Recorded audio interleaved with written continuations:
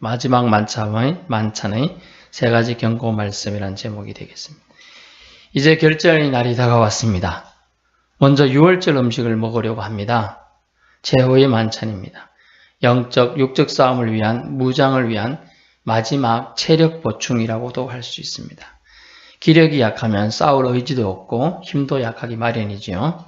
주님은 이 자리에서 안타까운 소식 세 가지를 전합니다. 첫 번째 18절입니다. 다 앉아 먹을 때 예수께서 이르시되 내가 진실로 트룰리 너에게 이르노니 너희 중에 한 사람 곧 나와 함께 먹는 자가 나를 팔리라 하신대. 첫 번째는 주님은 이런 경고의 말씀을 주셨습니다. 너희 중 하나가 나를 팔리라. 12이란 제자가 있었습니다. 그 중에 한 명이 배반을 경고하고 있는 구절입니다. 오늘 본문에서는 물론 가룟 유다란 말은 없습니다. 다른 병행 구절에는 있습니다만은 경건하게 때로는 교제의 기쁨의 자리에서 예수님은 이런 말씀을 하셨어야 할까요? 만약 가룟 유다라는 게 예수님이 아셨다면 조용히 유다야 따로 불러가지고 네가 그럴 마음이 부었었구나. 좀 그러지 말아라. 그렇게 충고했으면 또 달라지지 않았을까요? 그런 생각을 저는 해보았습니다. 그들에게 근심을 하게 하신다라는 본문이 나와요. 19절에 그들이 근심하며 이렇게 돼 있잖아요. 그들이 걱정했어요. 근데 영어로 보니까 sadly라고 됐어요. 근심이라기보다는 그들이 슬퍼하며 이렇게 돼 있어요. 슬퍼하며. 앞으로 펼쳐질 세상 현실을 직시케 하기 위하여 주님은 다른 때는 그 제자들의 심정마다 배려해 주면서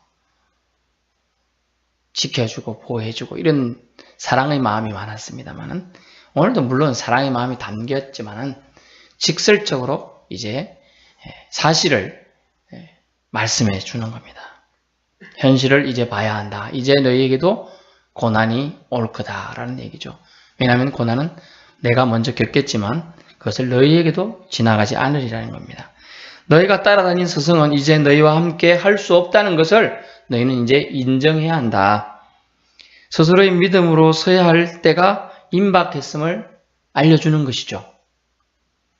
또한 가룟 유다에게는 회개의 기회를 마지막으로 주고자 하신 주님의 깊은 사랑이 또한 담겨 있습니다.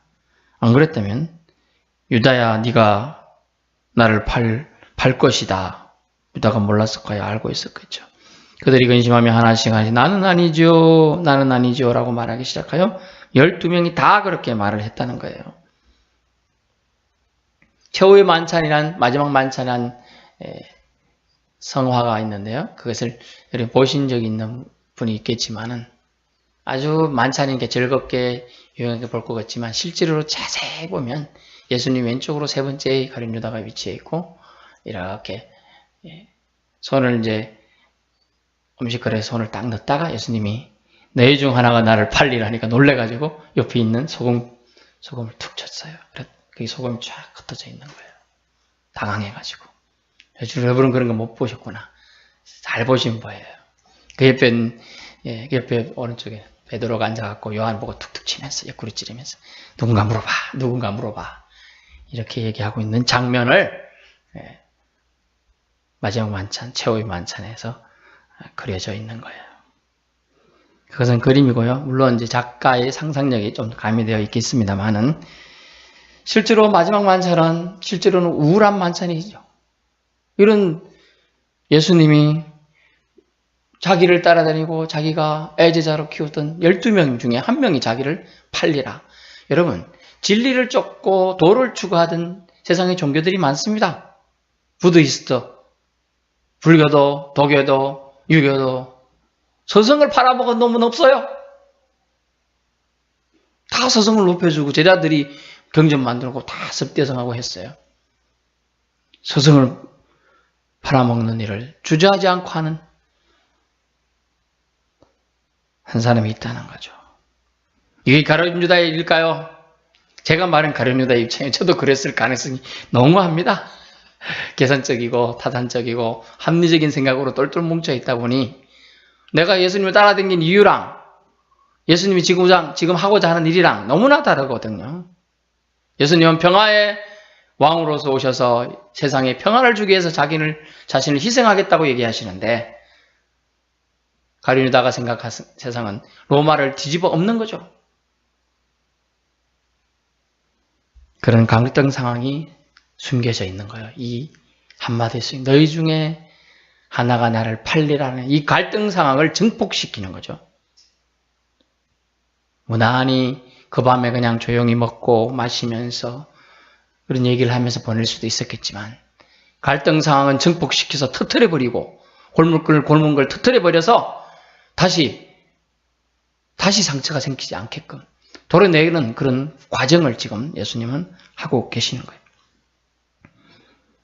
그러므로 다른 제자들에게는 스스로의 믿음으로 서야 할 때가 이제 임박했다는 것을 말해 주는 겁니다.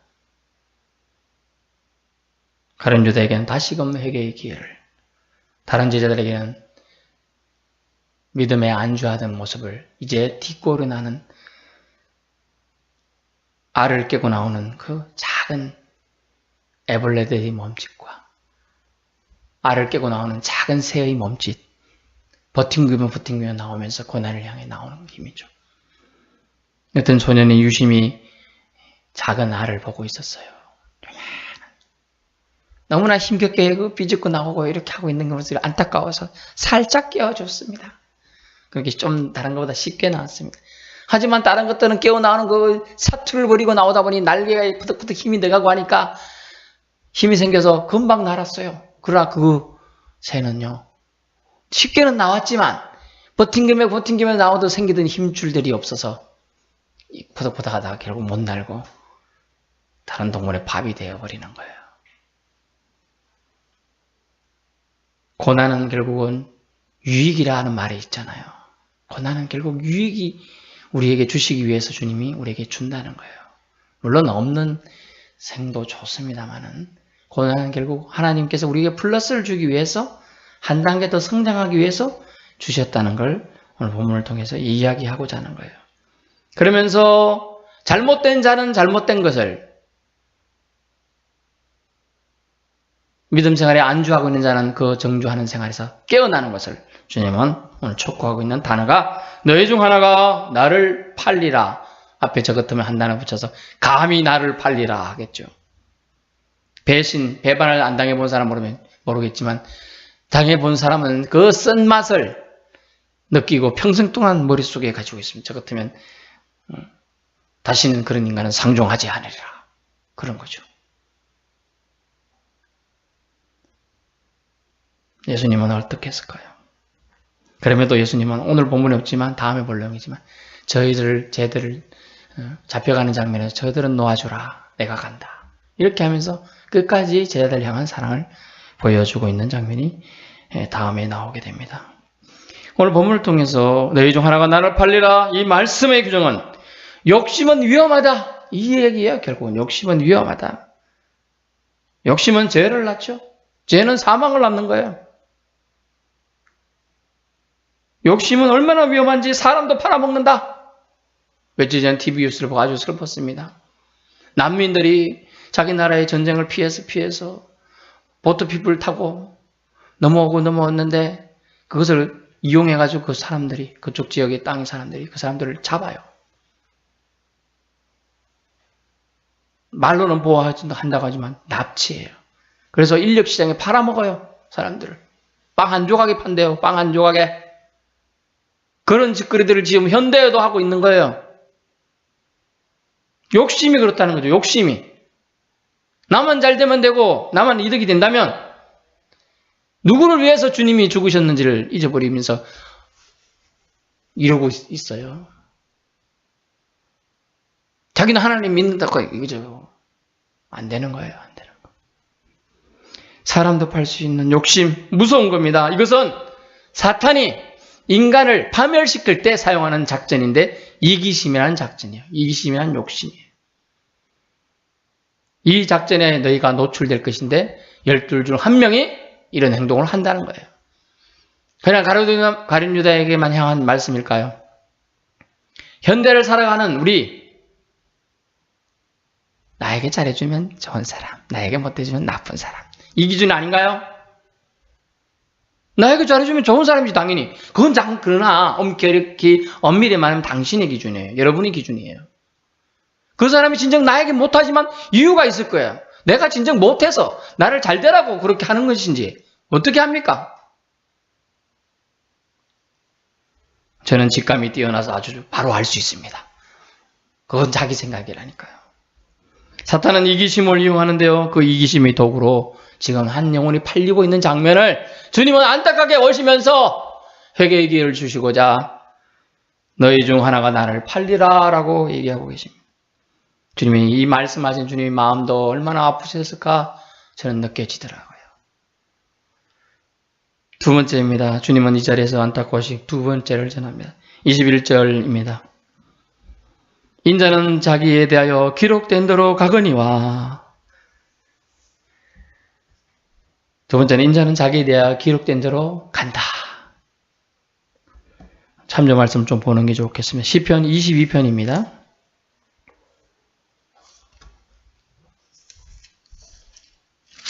1절에 2절에 이런 내용이 나옵니다. 내 하나님이여 내 하나님이여 어찌 나를 버리셨나이까? 어찌 나를 멀리하여 돕지 아니하시며 내 시름소리를 듣지 아니하시나이까? 내 하나님이여 내가 낮에도 부르짖고 밤에도 잠잠하지 아니하나 응답하지 아니하시나이다. 하나님께서 자기를 버리신 이 사건, 십자가상에서 죽이실 사건, 그 사건을 다 알고 계신 예수님께서는 고통의 몸부림을 치실 때 시편 22편에 예언된 대로 이렇게 당할 걸 알고 계셨다는 거예요. 그리고요 14절부터 또 나오는데요. 나는 물같이 쏟으며 내 모든 뼈는 어그러졌으며 내 마음은 밀랍 같은 내 속에 녹았으며 내 힘이 말라 질그릇 조각 같고 내 혀가 입천장에 붙었나이다. 십자가상에 예수님이 물과 뼈를 다 쏟을 때 혀가 입천장에 붙어버리는 거죠. 주께서 또 나를 죽음의 진토 속에 두신 사망 근세 때문에 땅에 묻혔던 얘기를 하는 겁니다. 16절 개들이 나를 에워쌌으며 개들은 자기를 죽이려고 하는 군중 세력들과 군인들을 얘기하고 있어요. 악한 무리가 나를 둘러싸 내 수족을 찔렀나이다. 17절 내가 내 모든 뼈를 셀 수 있다. 다 쏟아졌기 때문에 아프리카 목 굶주린 우리 어린애들이 TV 한 번씩 나오는데 완전 뼈가 다 드러나 있잖아요. 그런 얘기를 지금 하고 있는 거예요. 그들이 나를 주먹하여 보고 18절 내 겉옷을 나누며 속옷을 제비 뽑나이다. 예언된 대로 주님은 이것을 다 당하실 걸 얘기하고 있는 겁니다. 또 이사야 53장에도 이렇게 얘기하고 있어요. 순환의 종에 대해 나오는데요. 이사야 53장.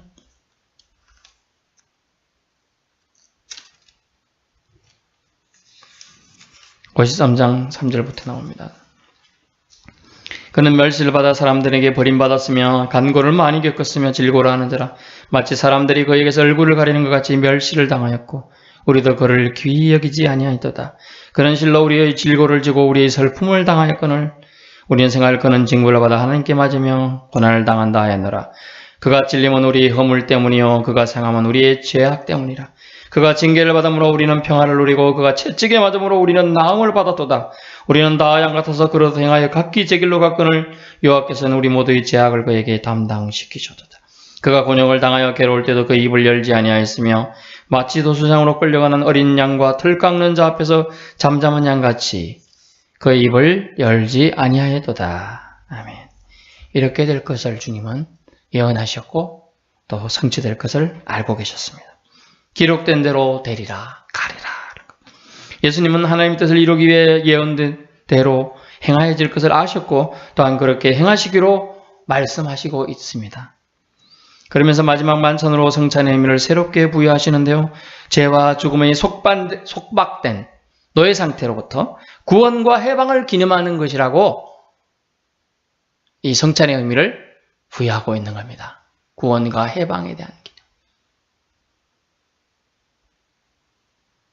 전에도 말씀드린 적이 있는 것 같습니다만 천주교에서는 이것은 화채설의 의미를 부여하죠. 어떻게 보면 저는 그게 더 좋다고도 생각이 됩니다. 솔직하게. 주님의 몸이다. 분명히 성경에 주님의 피다. 이렇게 얘기되어 있으니까요. 그러나 우리 개신교에서는 그런 의미보다는 기념설의 의미로 많이 사용하고 있죠. 예수님을 직접 6월절 예수님께서는 직접 자신이 유월절 희생양이 되셔서 옛 언약을 새 언약으로 대체하실 것을 이야기하고 계신 겁니다. 자신을 배반하거나 버릴 것을 아셨지만 사람들과 제자들을 위한 걸음을 멈추지 않고 걸어가실 것을 확약처럼 하시는 겁니다. 확실한 약속처럼 한다. 법률 용어가 있습니다. 확약이라는 단어가. 각서도 있고 뭐 이런 게 있는데 확실한 약속이다. 변치 못한 약속이다. 그런 얘기 되겠습니다. 결국 인자는 적 예수님인데 예수님은 자기에 대하여 기록된 대로 하실 것에 대한 자신이 말씀하시고 그것을 실천하시겠다는 거예요. 오직 하나님, 즉 성자 하나님만이 이 자신에 대한 것을 결정하실 수 있어요. 그것을 하나님의 뜻을 자신이 받들겠다고 순종하시는 하나의 고난의 종, 순환의 종의 의미가 있죠. 자신을 종으로 이 땅으로서 살고 계신다는 것을 인정하는 거죠. 세 번째 예수님께서 뭐라고 말씀한 27절입니다. 예수께서 제자들에게 이르시되 너희가 다 나를 버리리라. 주님은 이 말씀을 하시면서 더 마음이 아프셨을 겁니다. 너희가 다 나를 버리리라. 한 명쯤 안 버리리라가 아니에요. 다 버리리라. 우리 여기 본문에는 좀 미적미적 표현되어 있는 내가 기록은 이는 기록된 바 내가 목자를 치리니 양들이 흩어지리라 하였습니다. 이렇게 되어 있어요. 공동번역 선생은 좀 더 세밀하게 번역되어 있습니다. 내가 목자를 치리니 이렇게 안 되어 있고 내가 칼로 목자를 치리니 이렇게 되어 있어요. 좀 더 구체적으로 되어 있죠. 칼. 칼로 목자를 어떻게 치죠? 뱀입니까? 아니면 때립니까? 상상에 맡깁니다. 어쨌든 칼이라는 그 구체적인 도구로 친다는 거죠. 무서우면 목자는 어떡하죠? 도망가야겠죠? 목자가 도망가면 양은 당연히 흩어지죠. 그 얘기하는 겁니다. 즉 예수 그리스도를 치게 된다. 칼이라는 도구에 의해서 세상에 의해서 예수님은 죽임을 당하실 것을 말씀해 주고 있는 부분이 되는 것이죠. 사랑보다 더 슬픈 것은 누군가에게 잊혀진다는 것입니다. 더 나아가 버려진다는 것이에요. 3년 반이나 자기들을 따라다녔고 주님이십니다 라고 오마이 로드라고 고백했던 제자들이 순식간에 자기를 버릴 것을 지금 얘기하고 있는 거예요. 그러나 베드로는 역시 호언장담의 대가입니다. 29절 베드로가 여짜오되 다 버릴지라도 다른 3 갈로 해놓고 밑에 있죠? 나눠줘요. 실족 뭐 이렇게 나오죠. 다 실족 저는 그렇지 않겠습니다 라고 베드로는 저는 그렇지 않겠습니다. 주님 제가 누굽니까? 주님께서 저를 수지자라고 그러시고 주님은 저는 주님이 변한 세상이 변화되는 모습도 봤습니다. 그리고 주님은 예전에 저에게 베드로라고 하며 칭해주면서 저에게 단단한 믿음이 뭐 얘기하시지 않습니까? 교회에 대한 얘기도 하시고 그런 내용들을 우리가 생각해 볼 수가 있겠죠. 31절 모든 제자에는 베드로도 포함된다는 걸 다시 말합니다. 베드로가 힘있게 말하되 내가 주와 함께 죽을지언정 주를 부인하지 않겠나이다 하고 모든 제자도 베드로가 이렇게 말했는데요. 다른 사람들은 기가 죽어서 말 안 한 게 아니에요. 뒤에 보세요. 모든 제자도 이와 같이 말하니라. 우리는 간과하게 뒷단을 잘 까먹고 베드로만 말했을 거라 생각하죠. 모든 제자도 이와 같이 말했다는 거예요. 결국 뭡니까? 여러분 환난과 곤고가 왔을 때 고난이 왔을 때 호언장담은 아무 힘이 없다는 거예요. 강력한 파워 있는 믿음의 힘은 어디서 나오는 거야? 입술에서 나오는 게 아니에요. 말만 번지르해서 안 된다는 거예요. 안타깝게 기독교를 폄하하는 말을 했을 때 이런 말이 있더라고요. 기독교인들은 죽으면 입만 떤다. 가슴이 떠야죠. 가슴이. 그래야 살 거 아니에요. 입만 떠서 사는. 물론 살 수 있죠. 수용 잘하는 사람은. 왜 그랬을까요? 왜? 입은 말은 잘 번드르게 하지만 행함이 없기 때문에 호언장담 말 잘할 수 있죠. 누가 못해요. 내가 말 없는 말 천리도 간다 그랬고 내가 당신을 위해서 기도했습니다. 저는 그런 말 아주 거의 안 합니다. 진짜 해야 되니까 저는 말하면 그걸 지키려고 진짜 목숨까지 거는 스타일이거든요. 제가 자랑하려고 하는 게 아니라 그만큼 말의 신중성에 대해서 얘기하는 거예요. 그래서 뭐라고 했습니까? 뭐 여자분들이 마음 상하지 마십시오. 남아 이런 중천금이라 이렇게 했어요. 옛날에 남자 이렇게 남자라고 옛날 남자 지금은 총칭할게요. 사람이 말을 뱉었으면 천금보다 무거워야 된다. 천근이 나가는 금보다 무거워야 된다는 거예요. 말의 신중성과 무게를 말하고 있는 거예요. 호언장담. 사탄 마귀는요. 좀 전에 제일 첫 번째 뭐였죠? 이기심을 파고든다 그랬어요. 지금은요. 말의 과시성, 허언. 우리가 아는 분이 있긴 한데 바람을 거짓말을 파고들어요. 이 정도 뭐 조금 사실 이만큼 있고요. 거짓말 이만큼 붙여도 사실이 바탕을 했으니까 사실이 아니에요? 과장이죠, 과장. 그러나 우리가 판피닌 S 사가지고 먹습니다. 이것은 먹으면 모든 병이 낫는다! 이러면 이게 과장 광고잖아요. 초기 감기만 잡을 수 있으면 이건 사실이에요. 그러나 모든 병이 낫는다! 배탈 먹어도 낫고, 두통에도 낫고, 또 갑자기 근육통도 낫고, 막 이렇게 다 해버리면, 만병통치약처럼 해버리면 그게 과장이 되죠. 그럼 뻥이라 그래요. 사기가 돼요, 사기.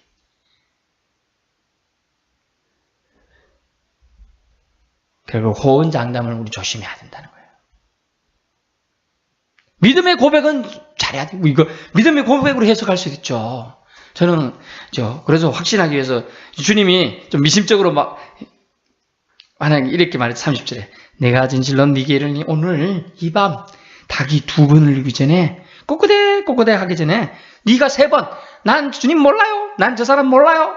나는 저 사람하고 상관없다니까요. 이렇게 말을 할 거라 라고 말하니까 베드로가 극구 부인하면서 강조하면서 주님과 함께 내가 지금 죽을지라도 내가 절대로 부인하지 않겠다라고 얘기하고 있는 거거든요. 우리는 약합니다. 무력 앞에 약해요. 사탄 마귀는 우리 허언을 호언장담을 파고들어요. 할 수 있는 능력 있는 사람은 그랬으면 되죠. 베드로가 능력 없나요? 있어요. 하지만 아직 시험을 당하고 감당할 만큼의 강력한 파워가 내어가 안에 없는 거예요. 자기 안에 없어요. 왜냐하면 그가 아직 성령에 대한 강력한 체험도 없고 은혜도 못 받았기 때문이죠.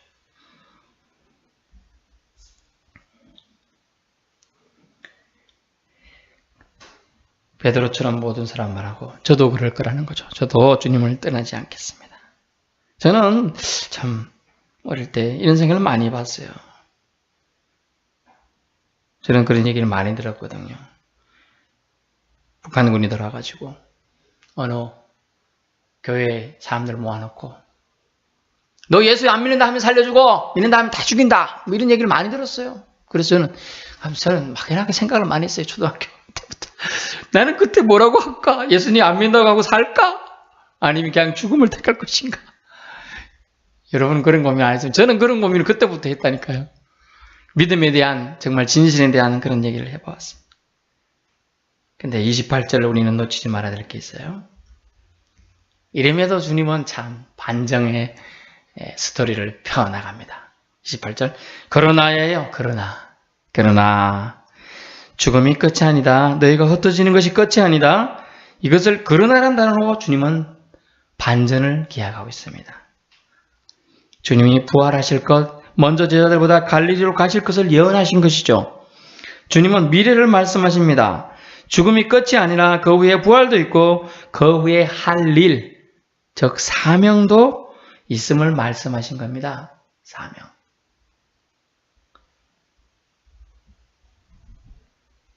만약 죽음이 끝이고 예수님 죽음이 끝이었으면 주님은 아주 불쌍한 사람이죠. 속된 말로 장가도 안 갔고 거기 오직 한 적도 없고 배울 등 가난한 집에 태어나서 못 배웠고 뭐 해본 게 없거든요. 오늘날 컴퓨터처럼 컴퓨터 써본 것도 아니고 자동차를 탄 적도 없고 말이라는 것도 한번 타본 적도 없고 마지막 입성하실 때 나귀를 탄 거예요. 교구자. 하지만 주님은 그러나로 인하여 희망을 심어주고 있습니다. 주님은 부활하실 것을 말씀하셨고요. 먼저 갈릴리로 제자들보다 먼저 가셔서 제자들을 동기부여하기 위해서, 제자들에게 사명 주시기 위해 준비하시겠다라는 얘기를 하신 거죠. 끝이 아니라는 거예요. 끝이. 결론입니다. 우리도 주님처럼 죽음이 끝이 아님을 잊지 말아야 합니다. 끝이 아니게 슬픔의 저녁 식사를 만찬으로 새 언약으로 주시는 잔치로 베푸신 겁니다. 그러므로 우리 말씀을 기억해야 합니다. 그러면 말씀의 자리를 놓치지 말아야 돼요. 말씀을 기억하려면 말씀의 자리에 있어야지 말씀을 듣죠. 아무리 좋은 말씀을 베풀어도요, 듣는 자리 없으면 헛일인 거예요. 내가 나중에 보죠. 나중에 묵상하겠습니다. 나중에 여러분에게 허락 안 될 수도 있다는 거예요. 당장에 생각해 보세요. 말씀을 읽어야 되는데 좀 이따 읽지 뭐 이러다가 뭔가 번잡한 일이 생기면 못 읽잖아요.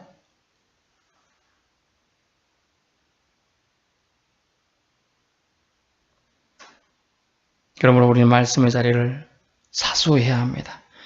평생토록 말입니다. 또한 하나님의 말씀을 신비에 새겨야 돼요. 마음의 비석에. 전에도 말했잖아요. 어디에 새긴다고? 신비가 뭐라고요? 성경 표현이 뭐라고 합니까? 철필로 새겼는데요. 옛날 비석, 인장 이런 거 어디다 새겼다 그랬어요? 인장. 돌, 금속에 새겼다 그랬잖아요. 주님은 먼저 갈릴리로 가시겠다고 부활하시겠다고 말씀하셨지만 제 아들은 새겨두지 않았어요. 그러면서도 주님은 말씀하십니다. 자기가 말씀하신 걸 이루기 위해서. 또 행동하십니다. 제 아들을 위해서. 아무도 준비하지 않습니다. 진정 마지막 때입니다. 준비하고 기억하며 주님을 맞아야 될 때인 것이죠.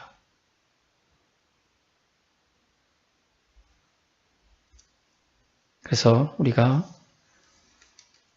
놓치지 말아야 될 것은 무엇인가요? 마지막 만찬을 통하여 우리에게 주시는 경고의 말씀, 너희 중 하나가 나를 팔리라. 그 하나가 우리가 되지 않아야 되겠다는 것이죠. 시험에 들지 않기 위해서 욕심을 버려야 한다는 거예요. 물론 자신에 대한 욕심들은 괜찮죠. 하지만 이 어딘가에서 생긴 남을 해코지 하면서 생기는 욕심들, 이런 것을 버려야 한다는 거예요. 두 번째는 예수님은 어떤 상황 속에서도 자신의 결함을 가셨다는 거예요. 왜? 인류를 위해서, 우리를 위해서, 저와 여러분의 죄를 없애버리기 위해서 가셨다는 거예요. 그럼 우리는 주님을 찬양할 이유가 이 한 가지만으로도 족합니다. 그러면 우리는 주님을 찬양해야 돼요. 그래서 26절, 예, 그들이 찬미하고 감난산으로 가니라 라고 되어 있어요. 우리 항상 찬양의 제사로 나아가야 한다는 거예요. 사실 예배, 말씀, 이것이 강조되는 건 개신교의 장점이기도 하지만 단점이기도 해요. 하나님이 주시는 거 찬양하는 기회도 사실 예배는 가득 차요. 옛날 거 볼까요? 구약 제사, 동물을 희생장으로 잡아서 태워드리고 보내드리고 할렐루야 높이고 주님이 하셨습니다. 주님 우리를 구속하셨습니다. 구원해 주셨습니다. 저와 여러분의 죄를 속해 주셨습니다. 이게 다 제사의 내용이에요. 자꾸 형식으로 흐르고 있는지도 몰라요. 그렇다면 우리 개신교도 자꾸 개혁을 해야 한다는 겁니다. 그리고 마지막으로 너희가 다 나를 버리라. 이 좌절감. 주님은 제자들에게만 버림받았나요?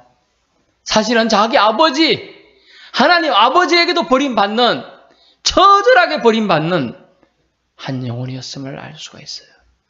그럼에도 불구하고 주님은 사랑으로 이 걸음을 가기로 결정하셨습니다. 이 사랑에 우리는 조금이라도 하나님의 사랑에, 예수님의 사랑에 감사하는 삶으로 나아가야 한다는 거죠. 나를 위한 삶이 아니라 이제 우리는 눈을 조금 더 넓게 펴야 돼요. 여러분 사진을 찍어보면요.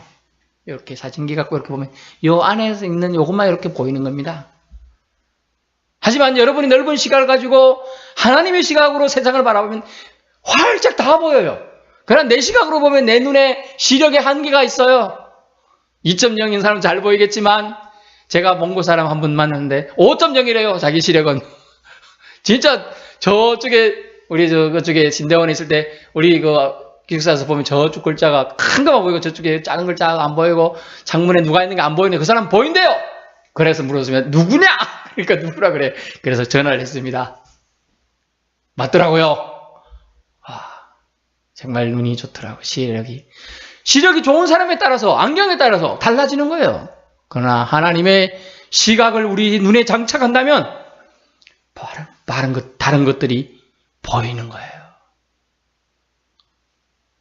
마지막 만찬을 통하여 주님은 먹고 즐기려 짧은 시간으로 보낼 수 있었지만 주님은 경고를 하시는 거예요.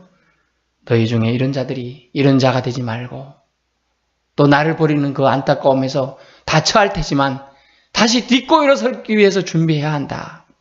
내가 그래서 너희를 위해서 그러나로 해서 가서 준비하리라 얘기하시는 거예요. 여러분 지쳤습니까? 낭망했습니까? 우리 하나님은 그러나로 반전을 하시는 분이심을 우리는 인정하고 나아가야 될 줄로 믿습니다. 기도하겠습니다. 주님 감사합니다.